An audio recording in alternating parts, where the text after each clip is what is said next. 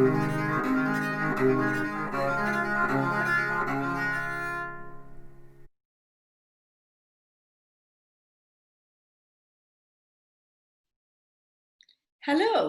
I'm Daniela Sangiorgio, and I'm an Alexander Technique teacher, a Kodály teacher, and a Buteyko Breathing practitioner.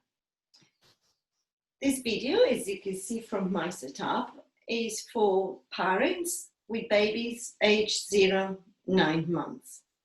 It's for parents who are interested in exploring and perhaps improving their use when they hold the babies, or when they pick up the baby from the pram, or when they breastfeed the baby, or even when they play with the baby on the floor. In teaching the Alexander technique to these categories of parents with babies, I use singing. I choose songs that comes with movement, a movement that I would like the parents to explore. In this video, I will give you immediately a practical example of how I run the class, and then I will talk you through some of the challenges I have encountered. Enjoy it.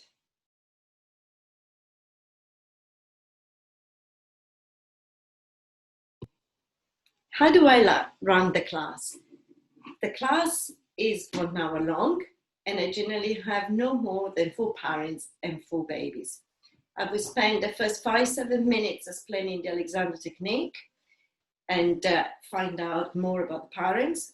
Or if it's a follow-up lesson, I would ask the parents how they got on during the week, what kind of observation they come up with. Then we start the activities in sitting or on the floor or in standing. And this takes about 30 minutes. At the end of it, I organize about 10 minutes of lying down. It takes a good 4 minutes to set up the room, and then the rest is lying down on the floor. The session then ends with me bringing everybody together and reinforcing what they learn into the class. Let's begin. So this is my baby, and I always start with a welcoming song. The parents will be sitting on the chairs, and the baby will be possibly on the laps or maybe on the floor. But I generally encourage the parents to have the babies on the laps. And of course, if the baby is very small, they will hold the baby in their arms. Okay, here we go. Welcome everybody, it's time to come and sing. Copy back. What?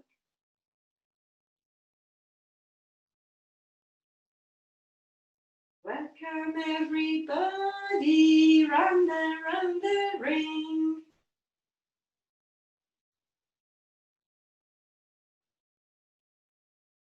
One, 2, 3, 4, 5, 6, 7, 8.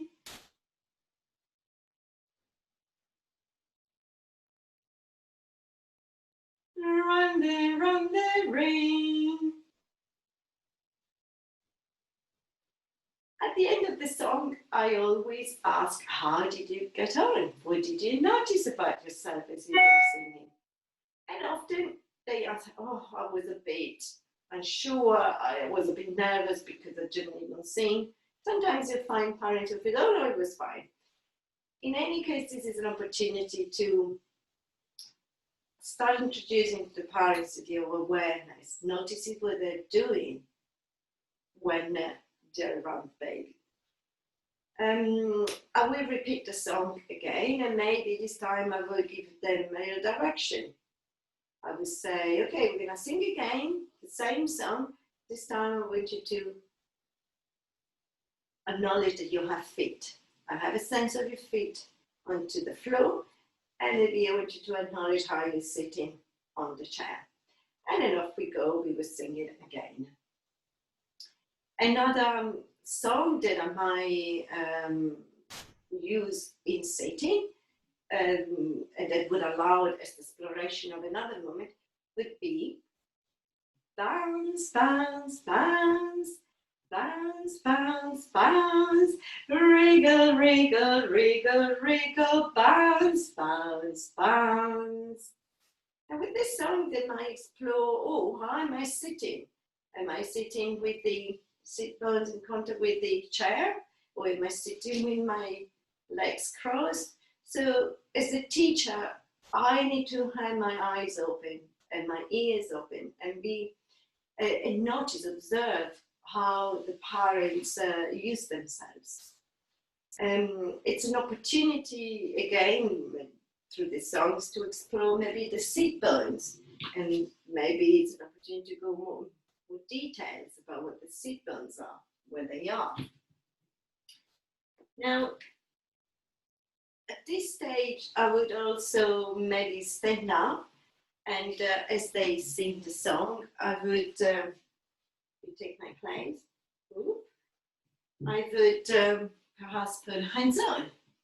And this time, maybe I would ask them to sing the same song, but exploring, I'm going to show you again, exploring maybe singing on one sit bone and then singing on the other sit bones.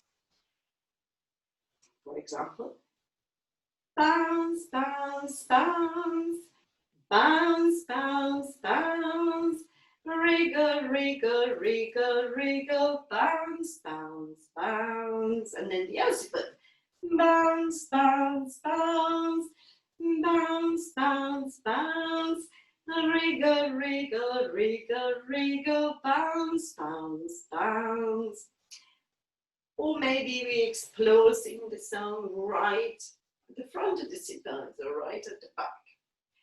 As they sing, as I said, I go along and I put my hands on. I put my hands on the parent, and sometimes I put my hands on the parent and the baby. If one is here and one is on the floor. At this stage, anything can happen. A baby might be crying. And if that's the case, I might decide to bring everybody up and do a movement in standing. So singing is very powerful. It can really help soothing. So I would encourage maybe the parents to put the baby on the floor, and then I would give the parents maybe a scarf. And with the baby on the floor, this is my baby. And as you can see, there is a cushion. And that's because the baby might need support on the back. So I would take me this scarf, and the parents will have a scarf each, and then explore a movement of bending from the hip joint. Up and down and up and down. This is the way to London town. And of course, as you can see, this is a great song where the parents can explore bending at the hip joints. And bending is a movement they do all the time to pick up the baby, to maybe to change nappies or just to push the pram. It's a movement they use all the time, around the baby or not around the baby, even in daily life and in routine life. Again, the songs is repeated a few times, and I go I make sure that each parents get my attention. And the song varies, so I could be singing said loud or quieter or faster or slower. Something that helps entertaining and keeping the dynamics of the class going. What I would like to say is that we teaching parents and babies, you need to, as a teacher, you need to be very creative because babies are unpredictable. babies change their moods very quickly. Baby needs attention. So as a teacher, you need to be open to changing the plans. You need to have lots of tools in your pocket and use them according to the situation. So if a mom needs to breastfeed, I would show a good way of breastfeeding with good use. So the sofa comes handy because it's very comfortable and it's what they do at home. So I encourage the mom to sit with something on the back to support them. And here there's some blocks. Okay, in fact, for this, I can use baby. And I encourage the mom to sit comfortably, to sit in such a way that they have a sense of a back, of feet on the floor, and the bum on the sofa or on the chair. Then they would say that they breastfeed on the left side. I encourage them to have maybe a block under the foot to raise the leg, and then a pillow, sorry, a cushion, to raise the baby. I always stress the importance of allowing the baby to come to the mom and not the mom to go to the baby, to have the sense of awareness. Another situation could be where, we probably had enough of sitting, standing. So then I bring them maybe together and make a circle and sing a song where we walk around in circle in time with a heartbeat. I'm going to take the baby again and I'm going to show you. I would use for this activity the other half of my living room. So I'm going to pause and show you the other setup.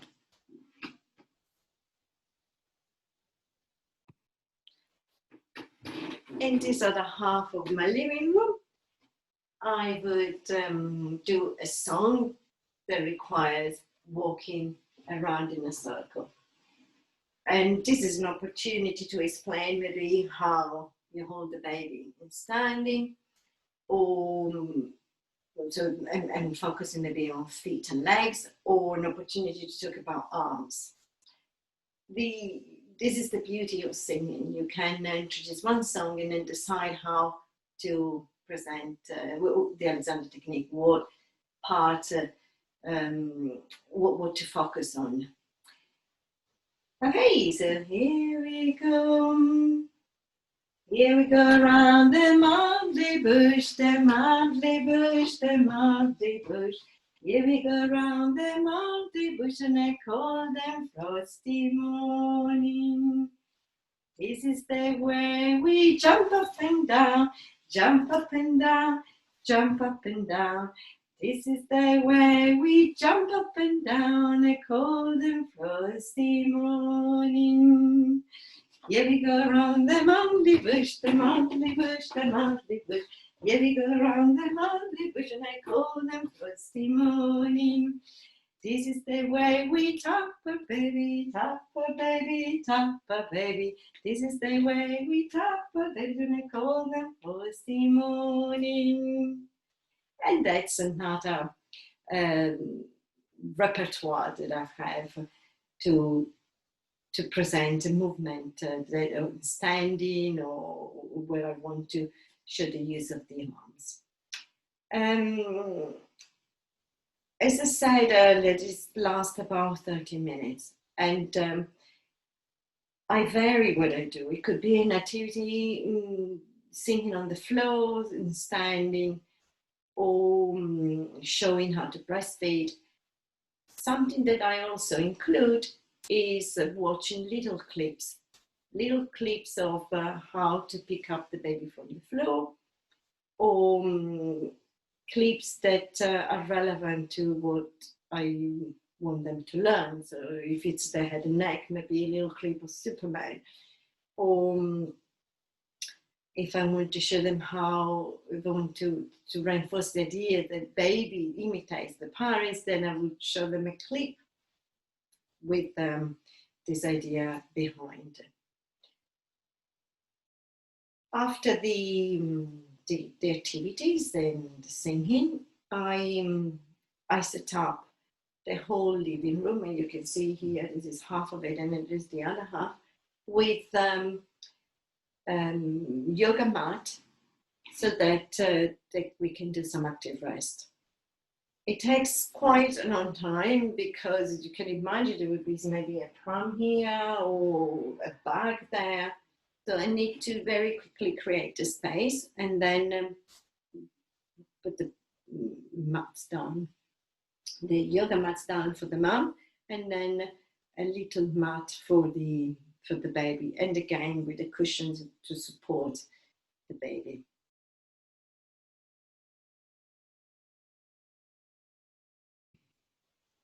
What are the challenges that I have encountered? Well, first of all, babies are unpredictable. 1 minute they smile, the next minute they cry. And parents worried about the babies. They have eyes only for the babies. And I totally understand. I'm a mum of 3 children. And I probably spent my first 6 months with my first child, not leaving her for 1 minute. So I totally understand that. But as a teacher, you need to be sensitive to the worries the parents have around the babies. And you need to have the sensitivity. You also need to be creative. You need to be prepared to very quickly come up with a new idea, so that there is in the class a sense of calmness and soothing atmosphere. The tempo might vary from doing things really fast to going and do the activity a bit slower. And as a teacher, you need to prepare to change all the time and read the nuances. So that's one challenge. The other challenge is parents don't always commit. To say they come, they don't come, they get up in the morning, they are too tired. So they don't take it personal. It's just the nature of being with very little babies who are unpredictable.